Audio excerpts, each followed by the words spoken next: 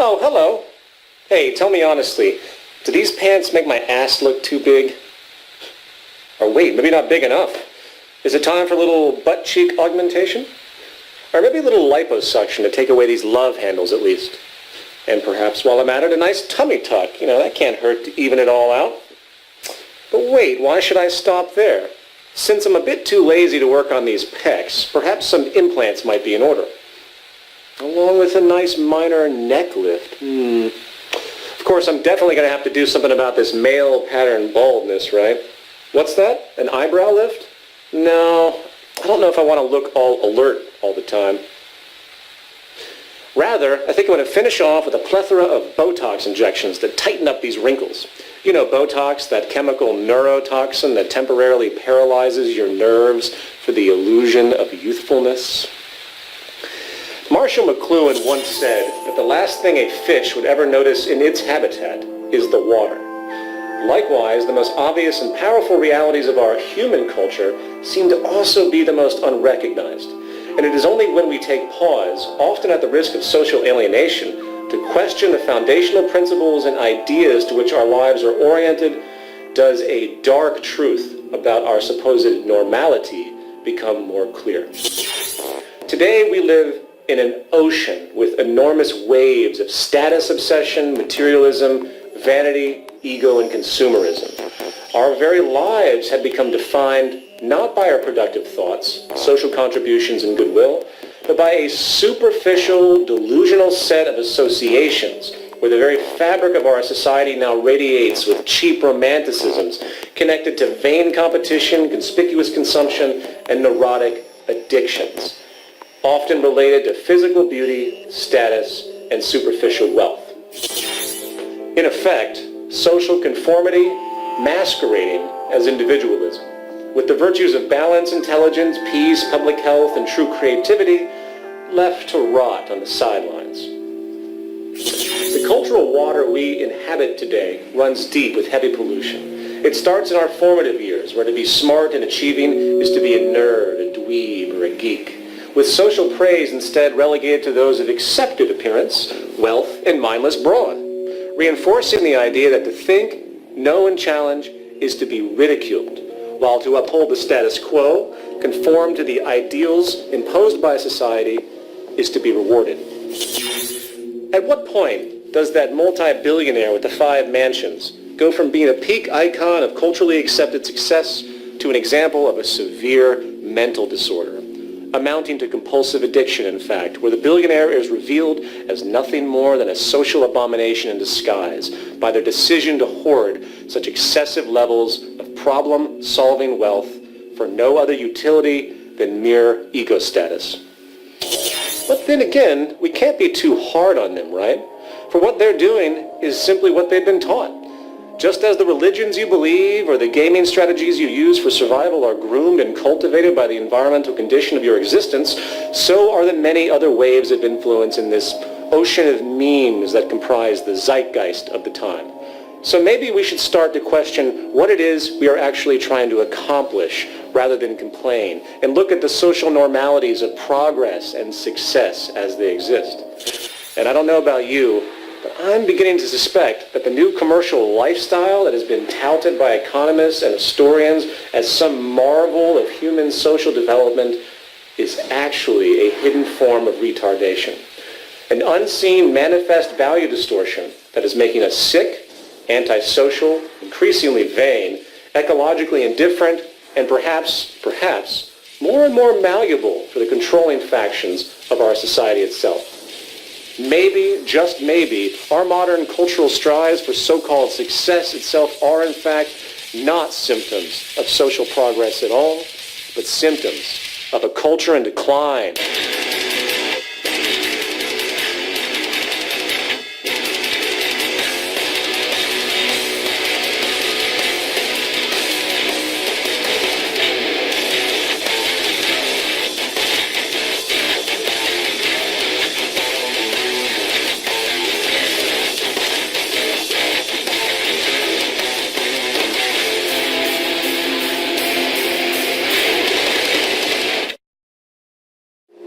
A new disease has struck America, rapidly moving across the world, a disease largely unknown in earlier periods and almost entirely unnoticed by those who carry it. A disease spread not by a physical virus or genetic predisposition, but through cultural means, ideas which are in fact infecting minds, growing and mutating in various strains, inhibiting the mental well-being of many. It's called CVD, Consumption Vanity Disorder. It's a plague of modern society which not only pollutes the minds and values of those infected, it is also turning our world into a cesspool of mini-malls and self-image disorders, wasteful materialism, and belligerent social transgressions. So I've been working with these girls for a few years now. What many don't know about CVD is that many substrains or mutations have occurred. These women here suffer from HGS, or hot girl syndrome. So I see we have a few new faces here. Would anyone like to introduce themselves? I moved to Los Angeles a couple of years ago, and I started noticing weird changes happening to my body. Like my skirt started getting shorter and shorter, and I started spending more and more on cosmetics and heels and like cheap jewelry. And then the Botox injection started. And I just couldn't stop. My lips got more and more pouty. And by the second or third buttock augmentation, I was looping DVD reruns of America's Next Top Model and Extreme Makeover 24/7, dating one hot football star douchebag after the other, and the next thing I knew, I was on the cover of Vogue. It's okay, honey. I was on the cover of Vogue, too.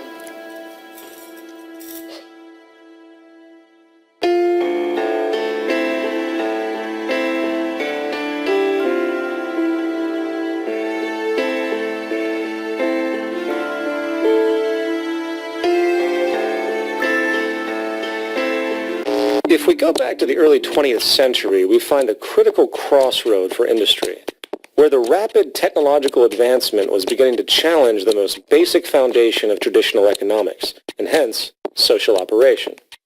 You see, at the core of our socioeconomic system is labor and demand. Without product demand, of course, there is no need for production or employment.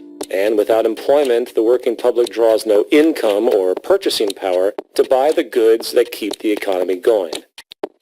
Early in the 1900s, a powerful expansion of productivity through machine application and mechanization brought about something industry really hadn't seen before: a goods surplus.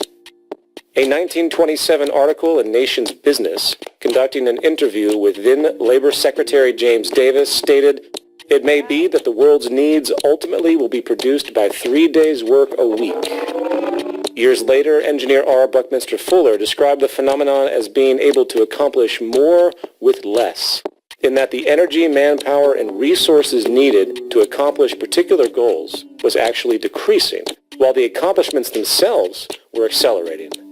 In other words, industry was becoming more technically efficient. However, pre-20th century America and Western society in general maintained an ethic of being frugal overall. There was a conservative ethos where goods were obtained for their utility, a culture of needs, not excessive wants, and most people really didn't see the need to increase their consumption simply because they could. So, the ruling industrialists and social planners had a choice at this point. Either the system was to be adapted to this new more with less productivity, which could mean a rise in leisure time, a shortening of the work week, and an adjustment of pay scales and good values to reflect this newfound abundance as need be. Or something more dramatic had to happen. The very underlying values and affections of the culture would need to be altered, where the very idea of consuming became a utility in and of itself, to consume for the sake of consuming, in order to maintain the status quo. Well, needless to say, given the very nature of capitalist philosophy, the latter, what's that? Oh, right.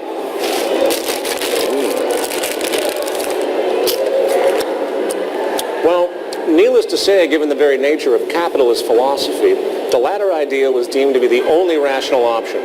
The current ruling ethic of ever-increasing profit and gain by industry could not be compromised. So the alternative idea of working toward an abundance to meet human needs, enabling perhaps a level of personal freedom never before seen, maybe even flourishing a new period of enlightenment for human existence, was rapidly cock-blocked by the interests of the ownership class. And the world you see around you, full of ever-increasing bullshit, vanity, materialism, waste, debt-locked wage slaves, conflict, and impulsive, mindless consumption has been the result.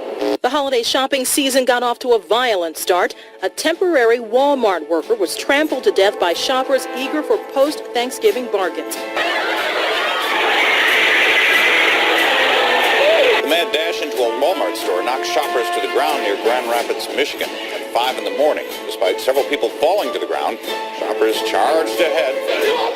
Get out! Push one of my kids out! We'll stab one of you mother...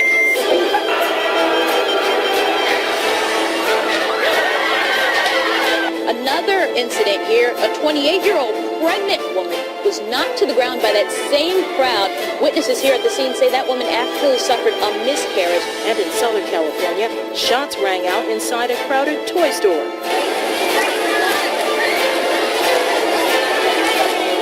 They say that a woman sprayed fellow shoppers. This actually happened with pepper spray. Meanwhile, those who knew DeMoore called his death senseless. They act like animals. Just to buy something for $5, say $5, they actually murdered this guy. How long have you been out here? I've been out here 3 days. In your own words, what brings you here? TVs. My kid wants what they wanted, an iPad, I believe, the Samsung. But what happened was that they don't sell on that half price. Well, that's too bad. So, a lot of pushing and shoving happens in the stores. I remember seeing some stuff on the news. Have you ever had that experience before? Not on Black Friday at a music concert, but I know how it feels, so I'm prepared. So you're ready to push people back? Pretty much. What do you think of this kind of like impulsive sort of consumerism that gets really forceful sometimes? I don't know. I feel like it's going to be a lot of stress for everybody. Meet Eddie Bernays. He is considered the father of modern advertising. Most famous for turning the largely abhorred word propaganda into the fluffy, warm euphemism public relations, Bernays haphazardly took popular ideas from Freudian psychoanalysis and began to apply them to advertising campaigns. The idea was simple. Link and exploit the very primitive social urges common to most humans, such as sexuality and status, to a product. It's so much longer than last year. It is. Nearly 4 inches longer in some models. Oh. Goods were to become less relevant in their utility and more of a symbol representing one's identity or individualism, effectively turning mere wants into emotional needs.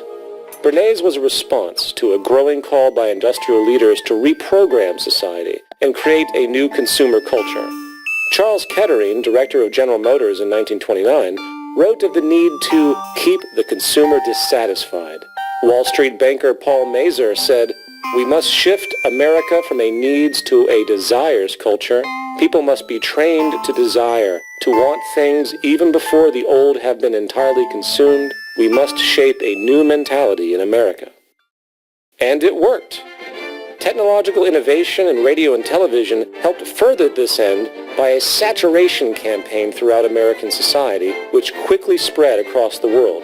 Advertising no longer was about describing, say, the function of a good and its inherent integrity. It was now about social manipulation, creating inferiority, shame, guilt, and false problems that could only be resolved by submission to purchase. Over an 80-year lifespan, we watch 15 and a half years of television on average. 15 and a half years of having our brains liquefied and sodomized, zombified, and then glorifying products and nonsense. And that screws with us, because advertisements are assholes. They're assholes. Imagine if an advertisement were just a regular guy walking up to you on the street, just going, hey you, hey, Hey, if you wore these jeans, then the hot girls would really do you. I mean like hot girls, not that ugly broad you call a girlfriend. And by the way, could you mention to her that she needs to lose a little weight and do something about her hair? And she could do it too if she would just use these diet pills and this hair gel. And by the way, both of you guys should probably be smoking these cigarettes and drinking this beer. Then you'd be really cool. Although your teeth are looking a little yellow, but we can fix that if you would just use this tooth whitening shit. And then the hot girls would really do you. And by the way, are you happy with your penis size? If you are, that's cool. A lot of guys are happy with fun size. Is that what you call that, fun size? A lot of girls like that. I mean, I haven't met any, but I bet there are some. But if you change your mind, all you'd have to do is take a couple of these babies, and soon you would have to call up guys to help you carry your junk around like a train on a wedding dress. But how are you going to call your junk carriers with that crappy phone you got there? You should be using this phone with the swipey bullshit technology that makes other people feel like they're better than you just by owning this phone. And they are. They are better than you. Oh my God, all this stuff you need and don't have is making me anxious. Is it making you anxious? Is it? Is it? Is it? Are you anxious now? Are you? Are you? Are you? Well, then all you'd have to do is take a couple of these, and in 2 weeks' time, you would feel better than anything. Plus, bonus side effect, these pills also make your ass hair shiny and more manageable with extra bounce. Anyway, I gotta go, because your girlfriend just decided she looks pretty good in a vintage dress, and I gotta turn that around quick before she stops taking the Ambien Prozac cocktail I gave her, and then she'll stop shopping continuously in order to fill the void created by self-hatred, created by me. Would you hang out with that guy? You see, at the core of advertising is the exploitation of our deep social nature. It turns the empathic community identification into a weapon of external judgment and relative insecurity. In fact, some years back, a multi-year study where Western television was brought into a culture which had never experienced it before was conducted on the island of Fiji. By the end of the observation period, the effect of materialistic values and vanity took a powerful toll. A relevant percentage of young women, for example, who prior had embraced a style of healthy weight and full features, became obsessed with being thin. Eating disorders, which were virtually unheard of in this culture, began to spread, and women specifically were transformed. But let's return to our history lesson. This vanity, materialism, and obsessive consumption neuroses, as powerful as it is, was not quite enough to ensure the stability of the capitalist religion and the ongoing benefit to the ownership class priests. The engineering of consent through advertising aside, the technological age brought another nasty problem for business: increased product efficiency. Not only was production moving faster than traditional consumption, the actual quality of individual goods were increasing as well, due to scientific advancements in design, making needed repeat purchases increasingly less common. Well, this was no good. Remember, the core driver of labor, profit, and consumption, hence the core driver of our economy in general, is scarcity and inefficiency. In fact, the enemy of the market economy has always been competency, and the better and long-lasting a good is, the worse it is for industry. So the water broke and planned obsolescence was born. In 1932, industrialist Bernard London propagated a pamphlet entitled Ending the Depression Through Planned Obsolescence, where the idea of universally making poor goods to generate more labor demand and growth seemed logical. Some even wanted to make it mandatory for all industries, legally, where life cycles were decided not by the natural state of technological ability, but by the mere ongoing need for labor and increased consumption. In fact, the most notable historical example of this period was the Phoebus light bulb cartel of the 1930s, where in a time where light bulbs were able to last up to about 25,000 hours, the cartel forced each company to restrict light bulb life to a mere 1,000 hours to assure repeat purchases. And in time, this eventually became the strategic approach for all industries. And if you were to sit down and compare the true efficiency possible today to what we're actually doing to keep this waste and deprivation machine going, you would puke in your soup at the lost possibilities. And the final component to note here relates to the problem of purchasing power itself. A fail-safe was needed to ensure monetary circulation and so-called growth, even if the purchasing parties didn't have it. Well, welcome to credit expansion. credit access has been, in reality, the core driver of economic growth in the West for a very long time. And a quick glance at the private and public debt today globally shows that it is not an anomaly for a person or country to live far beyond its financial means. It is indeed the set fashion. The amount of debt existing globally today far exceeds the entire global money supply itself, and it has been this borrowing from nowhere that has compensated for the inherent limits of employment and wages. However, as bothersome as all of this may seem with respect to ecological irresponsibility and cultural neuroses, the rabbit hole runs deeper. We often forget that the undercurrent of the last couple thousand years has been that some in our species are apparently more deserving than others, and the slavery, exploitation, and ensured deprivation of one group for the advantage of another was considered some law of nature. During feudalism of the Middle Ages, social divisions were clearly defined, with the king and his nobles and barons, etc., holding control of the legion of serfs who were essentially slaves in exchange for basic resources and moderate protection. A common theme during this period was that a genetic or religious superiority of the kings and his constituents gave them the right to dominate. However, as feudalism inched into state monopoly mercantilism and then into open market capitalism, the view of the average peasant laborer or working class wage slave as they exist today mutated to where whatever minor protections existed prior was removed to support a doctrine where if a person is not able to obtain work in the market economy, their right to life or mere existence is completely without security. Adam Smith, David Ricardo, and Thomas Malthus, and other pivotal figures of the dawn of modern capitalism make it very clear that the system they advocate is not for everyone. It isn't as though they actually wanted it that way. They weren't Nazis or anything. But when you consider the scarcity-driven world which they lived, it did seem natural enough. Adam Smith, observing the nature of a social order defined by property relations, stated, "Civil government, so far as it is instituted for the security of property, is in reality instituted for the defense of the rich against the poor, or of those who have some property against those who have none at all." David Ricardo, building on Smith's invisible hand, pseudo-Darwinistic view of market survival, extended the notion to where the inevitable poverty and deprivation of the poor was to be a societal law of nature like gravity, with Malthus going so far to say that you only do harm to the poor by trying to help them. He stated, "Instead of recommending cleanliness to the poor, we should encourage contrary habits. In our towns, we should make the streets narrower, crowd more people into the houses, and court the return of the plague." Of course, many hearing such rhetoric today naturally react in apprehension, not understanding the source of such cold perspectives. Again, if we went back to pre-industrial Europe and witnessed the vast imbalance, scarcity, and poverty, perhaps in fact due to population outpacing production capacity, your intuition might draw the conclusion that the carrying capacity of the land simply can't handle the current population. You might also then come up with some very convenient justifications as to why some are to live and prosper and some are to die and be deprived. Why some deserve a great deal of wealth and honor, and while others must be condemned to destitution and subsistence. So it is very easy to see how this classism has held strong, even though its counterparts of racism and sexism have slowly subsided in modern culture.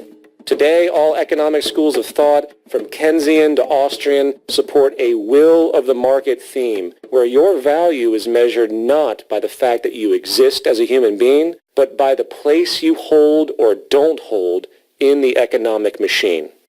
Consider this quote by Ricardo. "By gradually contracting the sphere of the poor laws, by impressing on the poor the value of independence, by teaching them that they must not look to systematic or causal charity, but to their own exertions for support, that prudence and forethought are neither unnecessary nor unprofitable virtues, we shall by degrees approach a sounder and more healthful state."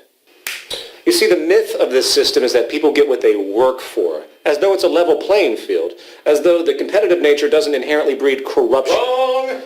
Oh, man. Bob, what's he doing here? So what kind of bullshit is Peter Joseph Stalin feeding you people this episode? Listen, people, what Captain Freedom Hater over here doesn't seem to understand is that the poor are fucking stupid. They're stupid and lazy, and they get what they deserve, all right? And I'm so sick of the nanny state coming in and taxing my hard-earned trust fund so these cretins can go and live it up with their lottery tickets and their malt liquor. Sorry, Bob. You all right? Put him back in his cage. Now, it is at this point you might be asking, what does any of this have to do with consumerism?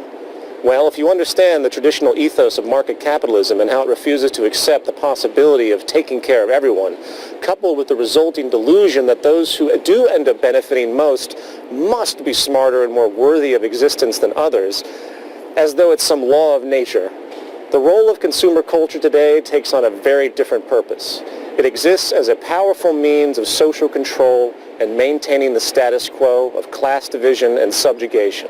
It helps perpetuate a trend that has been around for a long time, since the age of ordained kings who are destined to rule over and exploit the weak masses. You see, the individualistic material selfishness glorified today not only perfectly accentuates the classic economic values of Ricardo and Smith, it also reinforces modern neoliberalism, where the view of detached, independent, narrow self-interest and narcissism is held as deeply sacred, while any attempt at working towards a broad social consideration, working towards a community environment, is heretical. Simultaneously, it compounds class division, since the consumer culture has created an abstract sense of competition and status where to have more than others is equated to success. Suddenly, 1% of the population owning 40% of the planet's wealth is even more vindicated, along with how one can step over homeless people on the street and assume that they must be that way because of their own lack of initiative, laziness, or general inferiority. Modern consumer culture, the consumer vanity disease, ensures that the public remain distracted and at war with itself. It ensures that profits from these wasteful and unnecessary purchases, driven by emotional dissatisfaction, will continue to perpetuate and justify the wealthy elite. And it ensures that the poor and miserable of the world will be kept in their place, because guess what? It must be some law of nature. Final thoughts. Likely the most hijacked and delusional concept in the world today is that of freedom. In political poetics, historically, it went from a general interest to ensure quality of life and remove oppression, really, to a marketing gimmick to sell you things you don't need to ensure the integrity of an inherently elitist, corrupt political economy. I don't know about you, but I really don't give much of a shit about how many different kinds of toothpaste or deodorant I can choose from in a grocery store. While I'm given simultaneously the farce choice between two politicians clearly of the same breed in an election. I really don't care much for the freedom of being able to concoct, say, a grande white mocha double espresso, non-fat steamed milk stirred, unsweetened, caffeine-free, jerk-me-off, slap-my-ass latte with extra whip at Starbucks. You see, the best form of social control is the kind where the illusion of choice actually persists, and the consumer vanity obsession rampant across the world now embodies the new form of democracy. Forget about the oligarchical plutocracy that continues to rule and destroy the world. Just focus on the rich celebrities on the cover of that goods catalog masquerading as a literary magazine.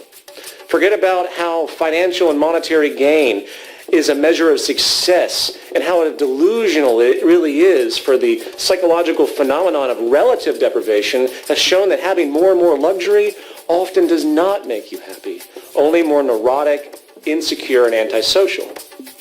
Forget about the ever-increasing use of antidepressants and other mental health disorders that have emerged around our material society, and do what many do instead. Go shopping. Today, the act of shopping really has become a form of therapy for people if you're paying attention, an artificial means to feel better about oneself. And forget about the reality that the greatest lie behind the political system is that there can exist political equality in the wake of perpetual economic inequality. The fact is, the toxic condition that we have created around this new materialistic freedom is at the root of the vast waste of not only the Earth's resources, but the vast waste of human potential and human integrity itself. The more you own, the more you're owned. And as an aside, everyone's beautiful when they smile.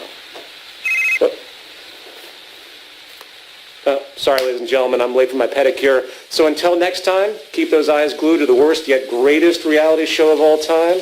My name is Peter Joseph, and I, like you, am an agent and victim of a culture in decline.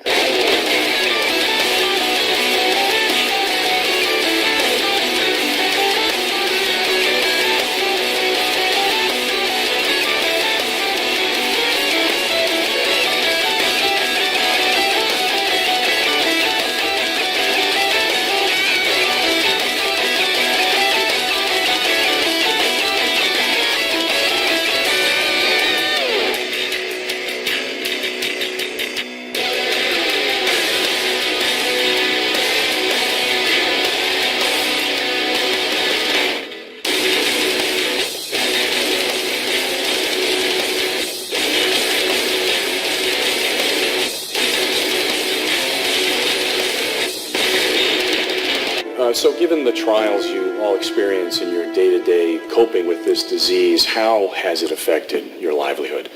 Why don't we start with you? What are you doing for work? Porn. Porn. Victoria's Secret model. Porn. Louis Vuitton model. Porn. Guest model. Porn. American Apparel model. Okay, porn.